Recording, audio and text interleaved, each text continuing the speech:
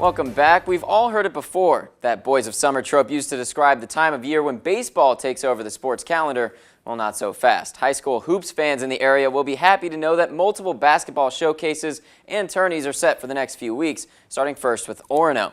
The Red Riots played host to teams from across the state of Maine and even some from away.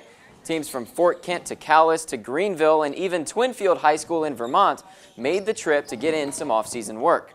Many of those teams are simply using this time to get used to their own roster, but as Woodland head coach Ben Maloney says, it's also a chance to test themselves against unfamiliar competition. We like to get out, play different teams than the teams we play during the regular season, and these are all opportunities for us to do it.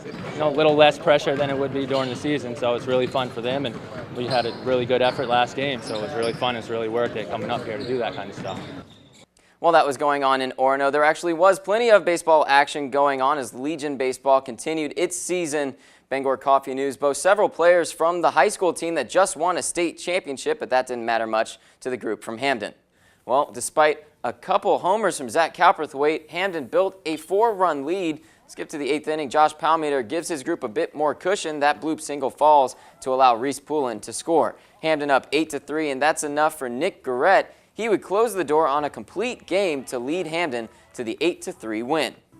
And just a few minutes drive away, Brewer hosted the Acadians from Trenton, and it was a pitcher's duel early. GSA's Beckett Slayton drops the curveball to get Logan Rogerson looking, and that ends the first inning. In the second, Brewers' Jack Corey matches Slayton with the backwards K of his own. That gets Isaac Christensen there. So which pitcher would blink first? Unfortunately for the Acadians, it was Slayton. His error here comes with the bases loaded, and all 3 runners would score. Brewer holds on late to win it 5-4. And 2 weekends from now, many of the best football players in the state will be traveling down to Thornton Academy for the annual Lobster Bowl. This year's will mark the 28th edition of the state's most popular All-Star game, and as usual, 100% of the proceeds these players, coaches, and cheerleaders raise will go to the Shrine Hospitals. Several local stars are included as part of the East team, including Brewers' Tyler Hafford, Old Town's TJ Crawford, Skowhegan's Garrett McSweeney, MCI's Josh Bucher, and several others. This year, the East team will return to Foxcroft Academy for training camp. You can view the full list of local stars heading to the Lobster Bowl on our website, foxbangor.com. And up in the pros, the NHL continues its offseason, and a former Black Bear is sticking around for another year.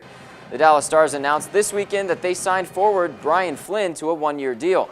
Flynn played for Maine and was captain in his senior season before going to the pros in 2012. Flynn played all but 1 game during his 4 years in Orono. He netted 69 goals and ended his career with the Black Bears' 11th all-time in total scoring.